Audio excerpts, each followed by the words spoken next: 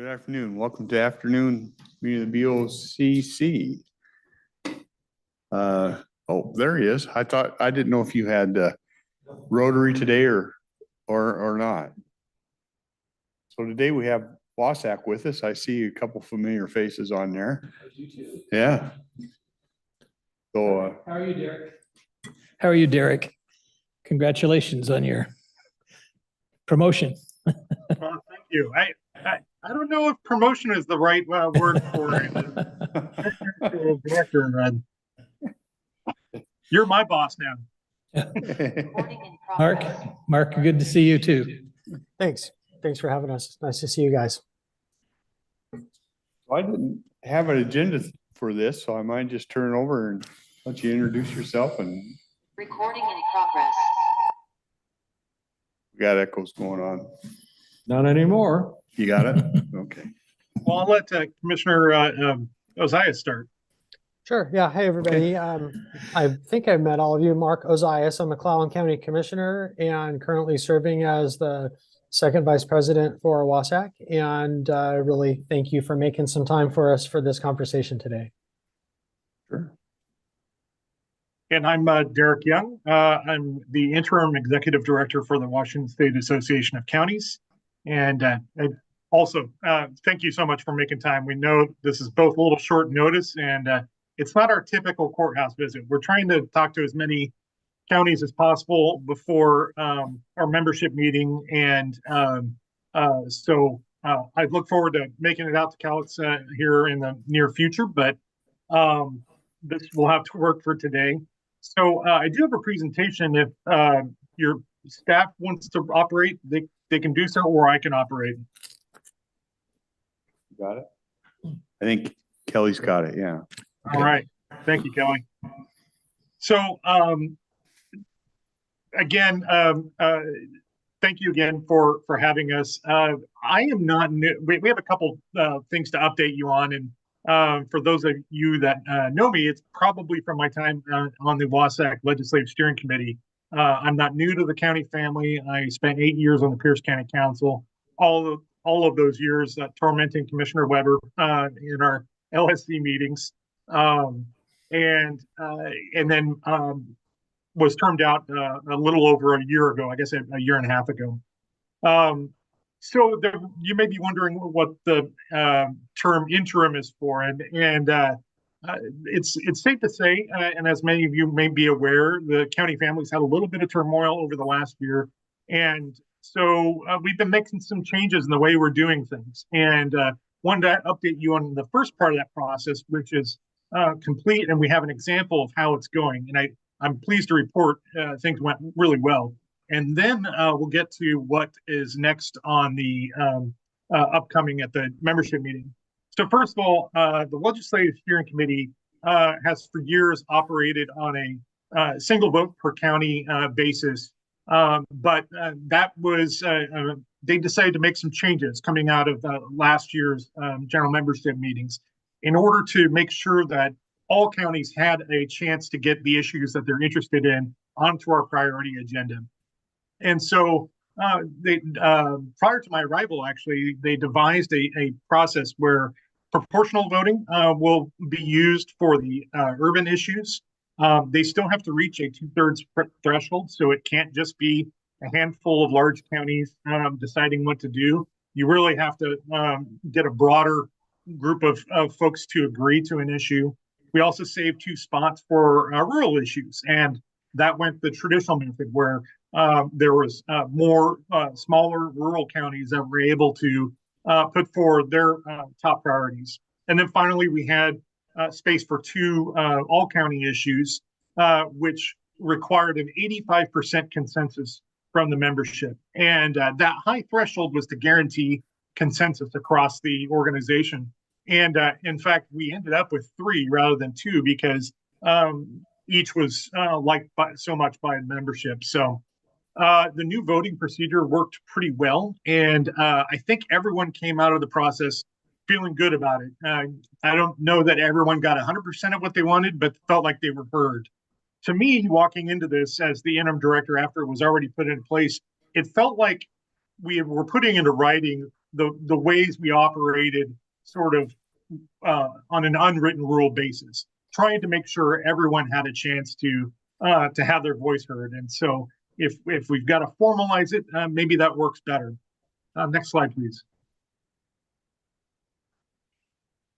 So here's the agenda that we came up with. It's 2 slides. And so the first is new county revenue.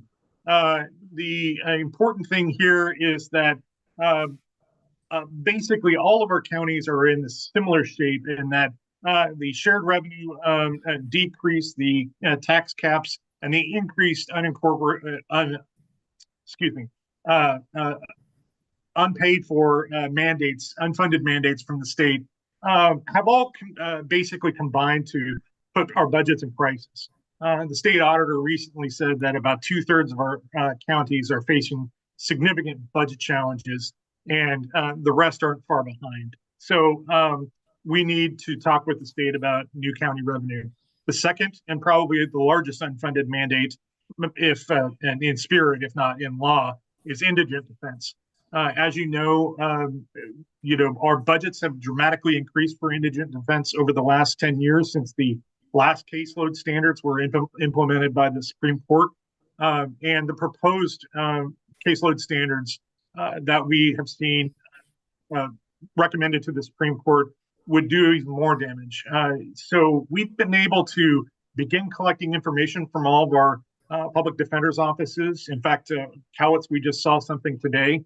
And they run the gamut because everyone's in a little bit different position. But it's safe to say most counties are seeing a 2 times, 3 times increase in their costs. And that's even if they can find the attorneys that will cover on contracts or for hiring. So it's a very difficult circumstances, and we need to be working on that this session. Funding for rural county corners is a big one for a number of our smaller counties that, because of new standards, have had to work on this. And so that was one of the issues that they brought up. FSEC, if you're not familiar, this is regarding new energy projects that in their siting. And so the purpose of FSEC is really to get around other regulations for citing these projects, including your own local zoning, growth management, and building permits. So there's a few different ways to approach the issue. One is to allow more local input into the process. Another is to have some legal hold harmless so that you're not being dinged for growth management violations or anything of that sort. And also to tell the public that, really the counties aren't the ones permitting these projects. So there's a number of things that we need to do around FSEC. It's mostly at this point been hitting some of the Eastern Washington counties with wind and solar projects. And to be clear, some of these projects are supported. It's that not all of them are, and that's frustrating for a number of these counties. But we will see more of them here in Western Washington in the near future. The next one is accountability for behavioral health continuum of care. When we changed our behavioral health system a few years ago, there weren't a lot of standards put into place that are sensible to make sure that our folks are getting the services that they need.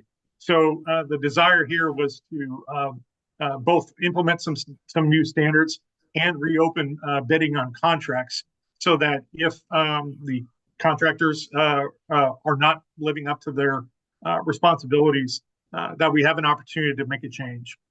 Next slide, please. The next one, in previous years, housing access and affordability may have been more of an urban issue, but really has hit hyperdrive into a lot of rural counties, especially with the change to more remote work. And so it's become more of a statewide problem. This may include some land use changes. It may include some funding solutions. But the point being that housing access and affordability has reached a crisis point. And then finally, we believe that the legislature will be doing a round of transportation preservation and maintenance funding. And as you're aware, the last few funding rounds, counties were largely left out, as were cities. And so we want to make sure that if there is going to be a package, that we're part of it. And that work is beginning as we speak. So any questions before I move on to the proposed bylaw changes that we're going to get to?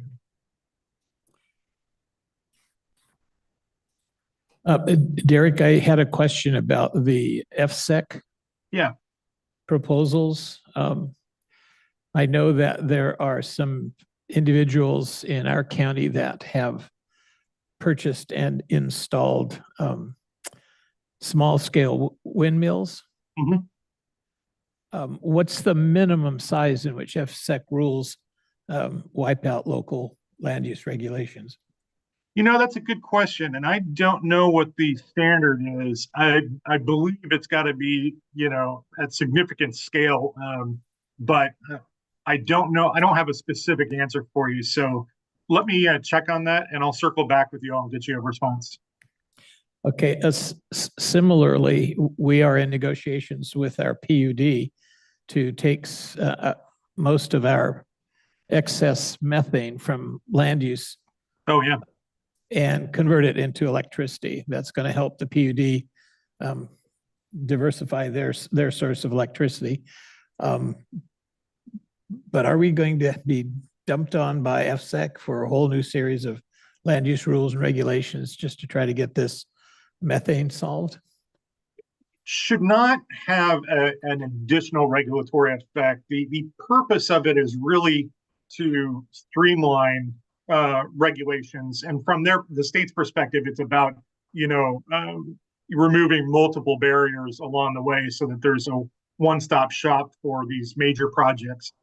I would be surprised, therefore, that it would add an additional layer. But again, let me check on that and make sure, and I will circle back with you. So it gets a little bit complicated because we've gotten pretty strong messages that the state legislature wants us to remove all food products from the waste stream. Yeah. Which of course is the main source of the putrescence and the methane gas production. So we're getting mixed signals. Either they want us to diversify our energy sources or not. And so that's going to be a push point, I think, as far as we're concerned. Certainly would seem logical that your existing methane gas source should be put to better use rather than just leaking, which is both, a larger impact for climate change than CO2 is. But well, we're actually eliminating our methane by using natural gas to burn it off. Yeah. So it's that will work. And commissioners and so at least for the production for that's already there, it seems logical that you should be able to convert it. And I know that's something that Pierce County was looking at as well. It was, in fact, even for the not just the solid waste, but the sanitary sewer system, they were looking at that because there's off gassing there as well. And commissioners and Derek, I went ahead and dropped a link in the chat that has a pretty good overview from FSEC's webpage about what installations are subject to FSEC oversight. Great. Thank you. Appreciate that. You bet. Thank you, Commissioner. And on the accountability for behavioral health services, I know the Great Rivers Behavioral Health Organization actually created a clinic to try to fill in the gaps because we were pretty convinced that the rural areas were going to get the short shrift of the automated, super efficient system delivery, which may be effective in more urban areas, but it's leaving out people. So I hope in terms of accountability, you don't eliminate the option for counties to collaborate and create these clinics. No, in fact, I think you'll be happy because all the discussion I've heard has been about encouraging more localized response because you're all more familiar with what the needs are in your communities, and so making sure there's some flexibility there. That doesn't mean that you have to reduce standards, but if you need clinics in your region, making sure that that's a possibility. Was And there quite much? frankly, that I've just anecdotally, I've heard good things about your VHO. So I mean, Great. That's Um, unsolicited compliment for your organization. We've heard some others though that maybe don't measure up to that same standard. yeah. Was there any discussion at all about problems some of us are facing with our juvenile detention facilities? Fully staffed but hardly used is how we can describe it. And what I'm referring to is the fact that they don't throw kids in juvie for truancy anymore. Mm-hmm. So while we have facilities for close to 50 guests, if we want to call them that, we're lucky to get maybe a dozen. Commissioner Weber, I can speak to that. While that did not get elevated as one of those recognized priorities, at several of the roundtables, sort of those Wednesday evening roundtables at LSC, there was a fair amount of conversation about juvenile detention facilities. And I would not be at all surprised, depending on how things shape up during the session, to see, to see counties come together in some way with some sort of an ask along those lines. And if not for this session, that's definitely on the near-term horizon, at least based on the conversations that I overheard and participated in at a couple of those meetings. Thanks. Yeah, and anecdotally, I've heard some legislators having discussions about that. So there may be some energy that we can help support that may not necessarily be on our priority list. And for the other commissioners that may not be as familiar with the process, just because an issue isn't on this list doesn't mean we won't be working on it. In some cases, legislators will need some help crafting their bills that they want to run on their own. In others, we may need to run a little bit of interference for some of their good ideas that may make life harder for county government. And in other cases, maybe an individual county will find a sponsor and will want to be supported. So that we basically look at our policies statement and make a determination if that fits. And during session, we won't take a position unless, and again, we go back to that 85% standard. 85% of the LSC supporting it means we can actually take a position. Otherwise, our position during session will be neutral on these issues. And we can work within that, to express concerns that counties have without taking a formal position. So getting to the bylaw changes, this is the purpose of the meeting we've called. And really part of the reason that we've got this temporary meeting is, or this special meeting, is that some great work is happening with the bylaws committee, and we'd like to buy some time for them to continue. And so the first of those is really, that's what the purpose is. You may recall that last year there was a new rule adopted that said all dues need to be paid by June 30th in order to remain an active member. So for example, King County chose not to, and so they're no longer an active member. However, we're in a situation where Snohomish and Pierce are also not fully paid. And as a compromise to keep things moving in this right direction, because again, we think we're close, that they would pay half and give us more time to finish up the bylaw work. We think that part is basically done, but really focus on the dues question that keeps coming up, and that'll take a little more time. So that's the reason for it. It's basically just an additional extension in time. The second is proportional voting. So you may recall that this was something that came up last year in a different form. This is a new and improved idea. And it's a recognition of the fact that we want to make sure that everyone is fully represented in any vote that takes place, either at the board or in the General Assembly. So each county starts with a single vote, and that's the baseline.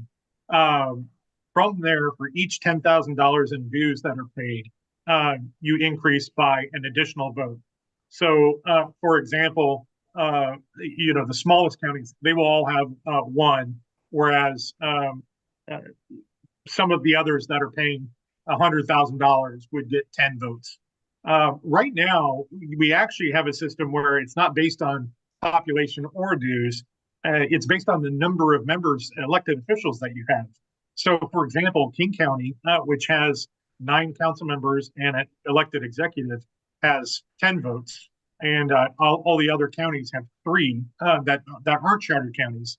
A couple of our additional charter counties have different numbers on their council and executive.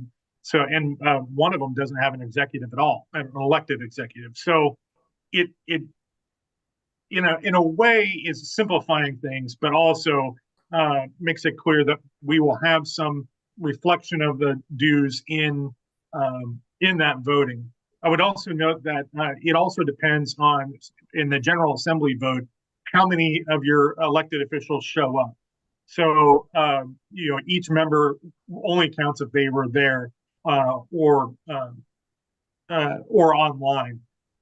In this case, we'll have a single member will be designated by the county to deliver their votes. It still allows you to split the vote in case you have a local dispute. And I can tell you that having this process for other agencies, you will see Pierce County from time to time split their vote, and I'm sure other counties will as well. But that allows you to deliver your votes whether or not your other members are there.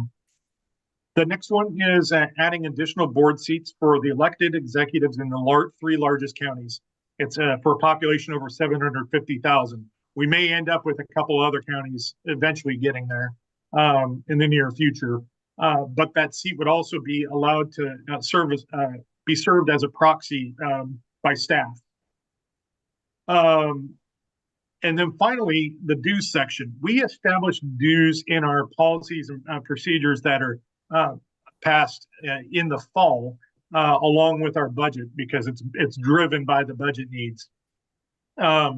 So there is a section on dues currently in there, and the proposal is to clean that up by calling out fairness and equity as consideration, not trying to push too much of our dues down to the smallest counties that can't really afford it, while also recognizing that there's some changes that need to be made for some of the larger members.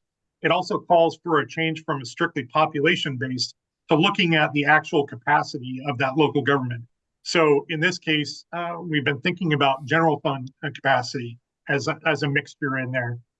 That's specifically coming from Snohomish County because of some quirks in their system. They have a much smaller general fund capacity than Pierce, while being in similar size. So it would mix in that kind of consideration. And so those dues would eventually be set once we get to the closer to the fall. But again, this is all about driving forward with more positive work that the bylaws committee has been doing. And anything to add, Commissioner Ozias? Just real briefly, I've sat on the legislative steering committee and the bylaws committee, and the dues committee has been working on all of this. And we've really worked through a lot of different constructs and ideas to try and arrive at something that ensures that all counties have the chance to impact decision making, and that all counties have the chance to participate. All counties have the chance to have their voice heard, and the additional board seat for large counties is an attempt to recognize that there's often a disconnect, or at a minimum, a lack of effective regular communication sometimes between the executive branch and the legislative branch of government in larger counties. And that disconnect is part of what has led us to the little bit of a crisis that we're in right now. So I think that we've worked pretty hard to arrive at this series of recommendations. And as someone who's participated in the work, I really have seen both Pierce and Snohomish counties engaging in a really productive way. I think they have learned a lot. And what I have learned throughout all of this process is, and what I am continually trying to focus our conversation on, is making sure that all members of this organization see and experience the value of it. I think if you participate, it's pretty easy to see the value. If you don't participate, you don't see the value. And if you don't see the value, you're not going to participate. And so, trying to figure out how to get around that is pretty important. And so that is one step in that direction. And while we've really been focusing on Snohomish and Pierce counties this year, we have also, of course, continued to stay in contact with King County. And Derek might be able to speak to this with a little bit more detail, but it sounds that in all of those large counties, there's been some increasing recognition that the lack of participation and awareness has really impacted the way that those counties think about Wasatch, and an internal recognition that they need to do some work to change that. So I am hopeful that the group at large at our meeting in June, I'm hopeful that we'll have good attendance, and I'm really hopeful that the organization is going to support the suite of changes. Allow us a little bit more time to focus on an evolved dues construct and continue along with the work. When we ended last year, I was feeling relatively pessimistic, and through the work that has been done this year and through the experience that the Legislative Steering Committee went through in terms of trying to develop and utilize a new process, what I've seen is a slow and steady building of trust, or rebuilding of trust, and these changes, I think, will allow us to continue that conversation so that we can pursue recapturing a strong, vital, and vibrant organization.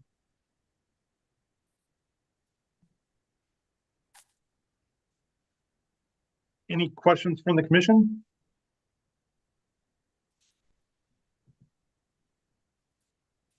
Not seeing any. Okay. Well, that works too. And yeah, I'll just close by agreeing with Commissioner Ozias. It's actually been kind of interesting as someone that was always pretty active with Wasatch, talking with some of the folks from the larger counties who really weren't. Their perception difference was interesting.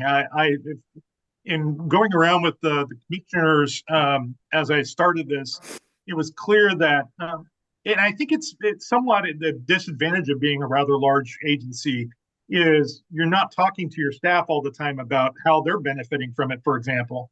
And so I keep hearing from these staff members that are like, "What's going on with our electeds?" And I'm like, well, they're not seeing the value that and from their perspective, they're just, like thinking, well, gosh, we do, this is really important. And if they're not engaging in the legislative efforts, you may not perceive, all the work that's being done, that the things that are not on that priority list, that, the hundreds of bills that are being changed or blocked on behalf of counties, they just weren't aware of all that. And so, hopefully a little more work there, and we can get this to work. Well, thank you all very much for really appreciate it. And again, I promise I'll be by in person when we get through this little period here, and would love to chat more just about Cowlitz. Yeah, absolutely. Thanks for your time today. Very much appreciated. Thank you again for having us. And if any of you have any aspects of this that you would like to learn more about, that you're struggling with, that isn't making sense, that we haven't described well enough, et cetera, please don't hesitate to reach out to me. I would be happy to work with you and talk through whatever concerns or ideas you might have. And thank you again from my perspective for your time. Okay, perfect. Thank you. Yep. Bye, guys. Bye. Right. Bye.